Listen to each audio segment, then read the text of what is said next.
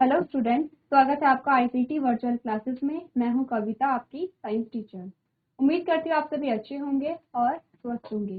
तो क्लास आज हम यहाँ पे कंटिन्यू करेंगे chapter number 1, that is crop production and management. यहाँ पे हम बात कर रहे थे अलग अलग स्टेप्स की, जिसके द्वारा हम समझ रहे थे कि अगर किसी क्रॉप को प्रोड्यूस करना है, किसी फसल को उगाना है, तो हम वहाँ पे कौन कौन से स्टेप्स को यूज करेंगे। तो आइए स्टार्ट करते हैं। चलिए, हमारे पास जो अलग अलग स्टेप्स आए थे उनमें हमने क्या बात की थी। हम ये सारे टॉपिक कवर कर चुके थे और हम यहाँ पे बात कर रहे थे खरपतवार से बचाव की, यानी जो वीड्स होती हैं, वीड्स से किस प्रकार से हम यहाँ पे फसल को सुरक्षित रख सकते हैं। बाकी जो सारे टॉपिक है वो हमने यहाँ पे कवर कर लिए थे। तो आज हम जो स्टार्ट करेंगे वो है यहाँ पे हार्वेस्टिंग, यानी कि फसल की कटाई। तो इस टॉपिक को स्टार्ट करने से पहले एक रिवीजन कर लेते हैं कि अभी तक हमने यहाँ पे क्या क्या पढ़ा है। सबसे पहले हमने मिट्टी की तैयारी के बारे में पढ़ा है। नेक्स्ट हमने पढ़ा है यहाँ पे बुआई के बारे में, यानी कि सोइंग हमने देखी किस प्रकार से बीजों की बुआई होती है। नेक्स्ट हमने यहाँ पे बात की है एडिंग मैन्योर एंड फर्टिलाइजर्स, यानी कि खाद और उर्वरक को हमने किस प्रकार से यहाँ पे जोड़ा। और इसके बाद जो नेक्स्ट टॉपिक आता है हमारे पास वो है इरिगेशन, यानी कि सिंचाई। तो हमने क्या देखा, सिंचाई के अलग अलग यहाँ पे माध्यम हो सकते हैं। अगर हम पारंपरिक माध्यमों की बात करें तो ये हमारे पास क्या आते हैं, पारंपरिक माध्यम आते हैं। आप समझते हैं कि सिंचाई का क्या महत्व है। सिंचाई के द्वारा हम क्या करते हैं, पौधों को पानी दे रहे हैं, और पानी क्यों पौधों के लिए इम्पोर्टेंट है। नेक्स्ट अगर बात की जाए यहाँ पे सिंचाई के पारंपरिक तरीके हमने देखे। हम अगर बात करें सिंचाई के आधुनिक तरीकों की, तो आधुनिक तरीके दो प्रकार के हमारे पास आए थे। स्प्रिंकलर सिस्टम, यानी कि फव्वारा प्रणाली आई थी, और सेकेंड जो सिस्टम हमारे पास आया था वो है ड्रिप इरिगेशन, यानी कि बूंद से सिंचाई। नेक्स्ट हम यहाँ पे बात कर रहे थे वीड्स की, खरपतवार की। क्या होते हैं वीड्स, तो हम यहाँ तक कर चुके हैं। अब हम क्या करेंगे, खरपतवार के बारे में जानेंगे। खरपतवार को किस प्रकार से निकालते हैं उसके बारे में हम यहाँ पे जानेंगे। सबसे पहले हमने कहा व्हाट इज वीड्स, वीड्स क्या होते हैं। हमने कहा वीड्स क्या है, अनचाहे प्लांट है, अनचाहे पौधे हैं जिन्हें की फसल से रिमूव कराना अनिवार्य हो जाता है। जैसे कि हमने कहा जो फसल होती है, तो फसल की जब डेफिनेशन हमने की थी, हमने कहा था किसी बड़े एक भूभाग में जब हम एक ही किस्म के पौधों को उगा रहे हैं तो उसे हम क्या कहेंगे, फसल कहेंगे। अब फसल में एग्जाम्पल के तौर पे लेते हैं, हम गेहूं की फसल को यहाँ पे उगा रहे हैं, तो सारे गेहूं के ही पौधे वहां पे होने चाहिए। अब वहां पे क्या होता है, कुछ अनवांटेड प्लांट्स आ जाते हैं, कुछ घास आ जाती है अलग अलग किस्म की, तो उस घास को वहां से रिमूव करना अनिवार्य हो जाता है। उसी घास को, उन्हीं अलग अलग किस्म के प्लांट्स को हम क्या कह रहे हैं, यहाँ पे वीड्स कह रहे हैं। ये बात हमने कर लिया। अब हमने कहा क्यों हम इन प्लांट्स को हटा रहे हैं या निकाल रहे हैं, जिसे कि हम क्या कहते हैं, वीडिंग कहते हैं। क्या होगी वीडिंग, यानी कि निराई क्या होगी, इन अनवांटेड प्लांट्स को, अनचाहे पौधों को फसल से अलग करने की जो प्रक्रिया है उसे हम निराई कहते हैं या वीडिंग कहते हैं। अब आपके पास क्वेश्चन ये आ सकता है कि हमें वीडिंग की क्या आवश्यकता है, क्यों हम यहाँ पे निराई कर रहे हैं। तो आपको पता होना चाहिए कि जो पौधे होते हैं, सारे पौधे कहाँ पे उग रहे हैं, मिट्टी में, यानी कि जो फसल हमारी है, गेहूं के पौधे हैं, वो भी मिट्टी में उगेंगे। जो यहाँ पे वीड्स होती है, जो अनवांटेड प्लांट्स है, वो भी यहाँ पे मिट्टी में ही उगेंगे। अब मिट्टी से प्लांट क्या लेते हैं, मैंने आपको बताया था मिट्टी से जो प्लांट लेंगे वो दो चीजों को लेंगे। पहला हमने कहा जल को लेते हैं, दूसरा हमने कहा पोषक तत्व या फिर खनिज लवण।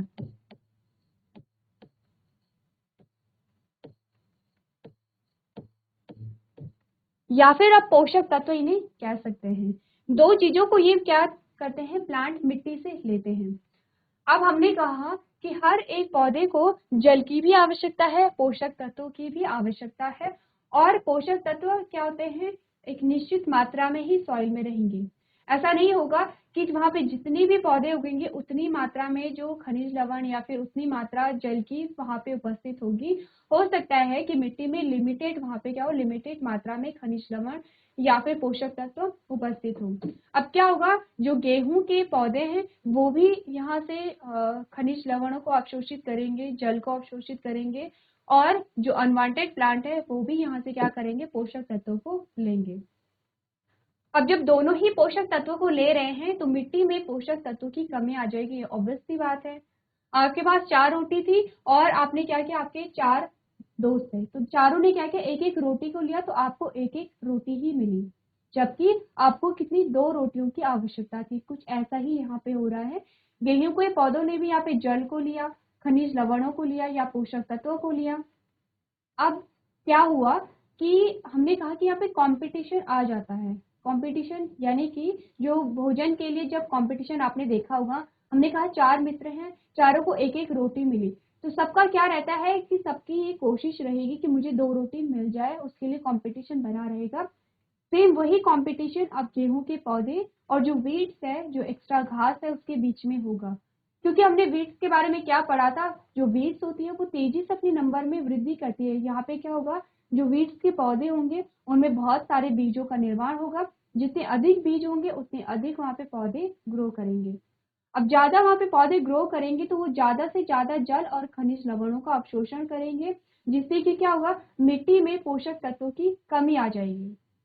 अब मिट्टी में पोषक तत्वों की कमी आए तो क्या होगा, जो फसल है हमारी, जो गेहूं के पौधे हैं, उन्हें पर्याप्त मात्रा में जल नहीं मिला, पर्याप्त मात्रा में पोषक तत्व नहीं मिले, इससे फसल अच्छे से ग्रो नहीं हो पाएगी, फसल में फली अच्छे से नहीं लगेगी और फसल का जो उत्पादन है वो कम होगा, जितना होना चाहिए था उतना नहीं होगा। इसीलिए हम क्या करते हैं, जो एक्स्ट्रा घास होती है उसे हटा देते हैं, जिससे कि जो हमारी फसल है उसे पर्याप्त मात्रा में जल मिले, पोषक तत्व यहाँ पे मिले। तो ये बात हम कर चुके थे। चलिए, नेक्स्ट हमने कहा कि अगर खरपतवार है तो उन्हें हम अलग अलग प्रकार से नियंत्रित करते हैं। नियंत्रित कैसे कैसे करते हैं, हमने कहा अलग अलग वेज आते हैं। जैसे कि हमने कहा, या तो हम क्या करते हैं, हाथों से निराई गुड़ाई करते हैं। हाथों से क्या होती है, यहाँ पे निराई गुड़ाई होती है। या फिर क्या होता है, यहाँ पे भूमि तैयार की जाती है, या फिर यहाँ पे शाकानाशी का प्रयोग किया जाता है। मेनली 3 चीजें अगर हम देखें, सबसे पहले हमने कहा भूमि की तैयारी। भूमि की तैयारी में क्या होगा, जब हमने पढ़ा था किसी फसल को हम उगा रहे हैं और पहला स्टेप हमारा क्या था, वहां पे मिट्टी की तैयारी। मिट्टी की तैयारी में हमने क्या किया, जो खेत है, खेत को जोता था। तो जब खेत की जुताई यहाँ पे हो रही थी तो वहां पे जो एक्स्ट्रा घास रही होगी वो वहां पे उखड़ गई थी। इसका मतलब हमने क्या कर दिया, जो एक्स्ट्रा घास है उसे इस विधि के द्वारा हटा लिया है। सेकेंड, हमने कहा हाथ से निराई गुड़ाई, जैसे कि आपने इस इमेज में देखा। अब यहाँ से कि हम क्या कर रहे हैं, ये जो एक्स्ट्रा घास है इसे हाथ से हटा रहे हैं।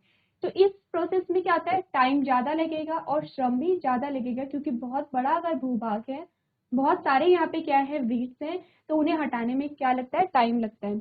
तीसरा हमने यहाँ पे कहा शाकानाशी।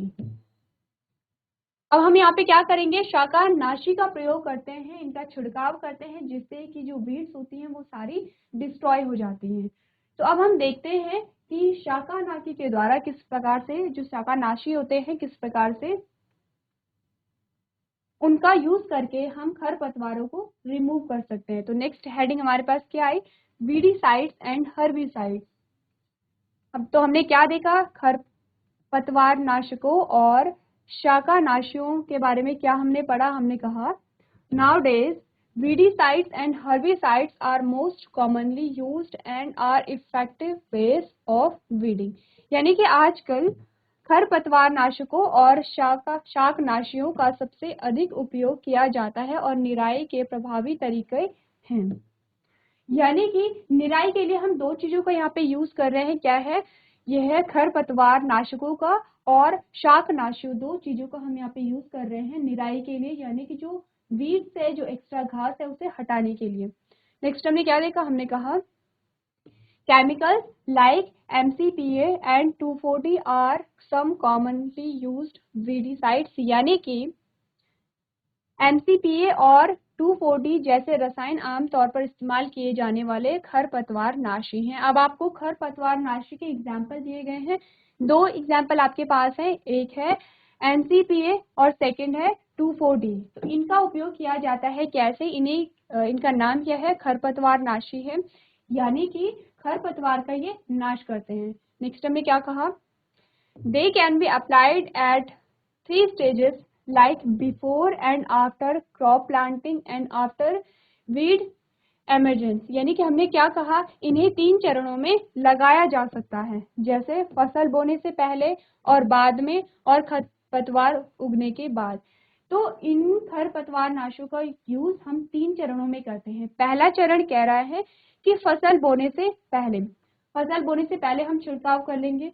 सेकेंड, हमने कहा कि फसल बोने के बाद फिर से हम क्या करेंगे, छिड़काव करेंगे, जिससे कि जो एक्स्ट्रा घास है वो ना उगे। और तीसरा, हमने कहा कि उसके बाद भी अगर खरपतवार उग जाएगी फिर हम उनका यूज करेंगे, जिससे कि जो उगी हुई घास है वो क्या होगा, डिस्ट्रॉय हो सके। नेक्स्ट हमने क्या कहा, but these chemicals can cause health hazards and environmental issues, यानी कि लेकिन ये रसायन स्वास्थ्य संबंधी खतरों और पर्यावरण संबंधी समस्याओं का कारण बन सकते हैं। अब क्या होगा यहाँ पे, जैसे कि हमने कहा कि ये केमिकल्स हैं, ये जो हम खरपतवार को हटाने के लिए जो भी चीजें यहाँ पे यूज कर रहे हैं ये क्या होते हैं, केमिकल्स होते हैं, रसायनों से इनका निर्माण होता है। तो जब हम फर्टिलाइजर्स के बारे में पढ़ रहे थे, फर्टिलाइजर्स का भी जो निर्माण है वो रसायनों के द्वारा होता है। तो अब हम ये जानते हैं कि जो भी चीजें रसायनों के द्वारा बनती हैं वो पर्यावरण के लिए हानिकारक होती हैं। अगर हमने जरूरत से ज्यादा इनका यूज किया तो ये क्या करेंगे, मिट्टी की गुणवत्ता को खराब कर देती हैं और मिट्टी में जो सूक्ष्म जीव होते हैं उन्हें डिस्ट्रॉय कर देती है। इसीलिए आवश्यकता से अधिक इन रसायनों का उपयोग नहीं करना चाहिए। नेक्स्ट जो लाइन है वो हमें क्या बताती है, weeds are beneficial to nature but it spoil the crop, यानी कि खरपतवार प्रकृति के लिए लाभदायक होते हैं लेकिन ये फसलों को खराब कर देते हैं। These weeds need to be controlled to prevent their impact on living beings, यानी कि इस प्रकार जीवित प्राणियों पर उनके प्रभाव को रोकने के लिए खरपतवारों को नियंत्रित करने की आवश्यकता है। अब ये क्या कह रहे हैं, खरपतवार प्रकृति के लिए लाभदायक होते हैं। इस लाइन से क्या मतलब है, क्यों ये लाभदायक होते हैं? देखिए, आपने देखा होगा, यदि आपने किसी को खेती करते हुए देखा होगा तो आपने क्या देखा, फसल होती है, फसल के बीच में जो एक्स्ट्रा घास है जिसे हम वीड कह रहे हैं या खरपतवार कह रहे हैं, तो वहां पे क्या किया जाता है, उस एक्स्ट्रा घास को निकाला जाता है और उस घास को पशुओं को खिलाया जाता है। तो क्या है, सबसे पहला, ये जो खरपतवार है पशु के चारे के रूप में हम उपयोग कर रहे हैं, पहला लाभ हमें मिल गया। सेकेंड लाभ क्या है, ये जो खरपतवार है ये प्लांट्स हैं और प्लांट्स है तो प्लांट से हमें बहुत सारी चीजें मिलती हैं, जैसे ऑक्सीजन हमें मिलता है, जैसे कि जो मिट्टी की गुणवत्ता है उसे ये बनाए रखता है। इस प्रकार से खरपतवार हमारे लिए तो लाभदायक है, लेकिन यहाँ पे जो फसल है फसल के लिए क्या है, ये नुकसान इन्हें देता है। किस प्रकार से देता है, ये हमने अभी बात की थी कि यहाँ पे कंपटीशन होता है किसके लिए, पोषक तत्व और जल के लिए। इस प्रकार से हम क्या करते हैं, यहाँ पे वीडीसाइड और हर्बिसाइड का यूज करते हैं। चलिए नेक्स्ट जो आपके पास एक इमेज आई है, इसमें आपको बताया गया है कि जो वीडीसाइड है उनका स्प्रे किस प्रकार से किया जाता है। यहाँ पे क्या होगा, जब वीडीसाइड को स्प्रे किया जाता है तो जो इक्वल अमाउंट यहाँ पे पौधों पे इनका छिड़काव किया जाता है, जिससे कि यहाँ पे क्या होगा, जो वीड्स होंगे सिर्फ वही डिस्ट्रॉय होते हैं, जो हमारी फसल होगी वो डिस्ट्रॉय यहाँ पे नहीं होती है। तो ये इमेज आपने देखी होगी जो आपके बुक में आपको दी गई है। चलिए अब इसके बाद हमारे पास हमारा नेक्स्ट टॉपिक आता है। हमने जान लिया है कि हम किस प्रकार से वीड्स को यहाँ पे रिमूव करेंगे। आप सारे स्टेप्स को याद रखेंगे, अभी तक हमने क्या क्या किया है, हम क्या कर रहे हैं, किसी फसल का उत्पादन किस प्रकार से किया जाता है, उसके अलग अलग स्टेप्स के बारे में हम जान रहे हैं। क्या किया हमने, सबसे पहले हमने मिट्टी की तैयारी की, उसके बाद हमने क्या किया, वहां पे बुआई की, बीजों को हमने वहां पे बोया। सेकेंड चीज हमने कर ली है। तो हमने कहा कि अब हम अपना नेक्स्ट जो पॉइंट है या जो अगला जो हमारा स्टेप है वो हम यहाँ पे स्टार्ट करेंगे।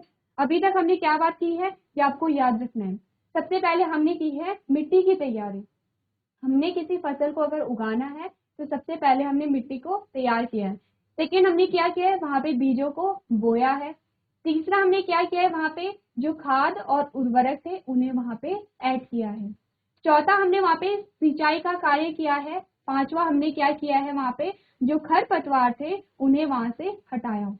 अब ऐसा करते करते जब हम ये सारे जो स्टेप्स थे इन्हें फॉलो कर रहे थे, हमने कहा जब हम देख रहे थे कि फसलों को जब उगाया जा रहा था, जब हम ये सारे जो प्रोसेस है उसे हम यूज कर रहे थे, जब से हमने बीजों की बुआई की है और जब से हम खरपतवार को अलग कर रहे थे, ऐसा करते करते फसल उग भी रही थी, धीरे धीरे बड़ी भी हो रही थी। अब क्या हुआ, फसलों में परिपक्वता आ गई है, हमारी जो फसल है वो पककर तैयार हो गई है। आपने देखा भी होगा क्या होता है, जैसे जैसे हम बुआई करेंगे फिर बीजों का अंकुरण होगा, वहां पे फसल उगेगी, फिर हम उसमें क्या करेंगे, खाद और उर्वरक जोड़ेंगे, फिर फसल और ज्यादा उगेगी। टाइम टू टाइम हम वहाँ पे सिंचाई का कार्य कर रहे हैं, फसल वहाँ पे बड़ी होती चली जाती है, वहाँ पे फसलों पे फली लगती है, फसल मैच्योर होती है, यानी कि फसल अब पक चुकी है। अब जब फसल पक चुकी है तो हमारे पास नेक्स्ट जो स्टेप होगा वो क्या आएगा, हम यहाँ पे कटाई करेंगे फसल की। अब हमें क्या करना है, फसल को काटना है, जिससे कि जो हमारा जो प्रोडक्ट है, जो उत्पाद है, उसे हम प्राप्त कर सकें। अब हम कह रहे थे कि जब फसल परिपक्व हो गई है, फसल पक गई है, तो अब फसलों की हम यहाँ पे क्या करेंगे, कटाई करेंगे। तो हमारी जो नेक्स्ट हेडिंग आती है वो है हार्वेस्टिंग।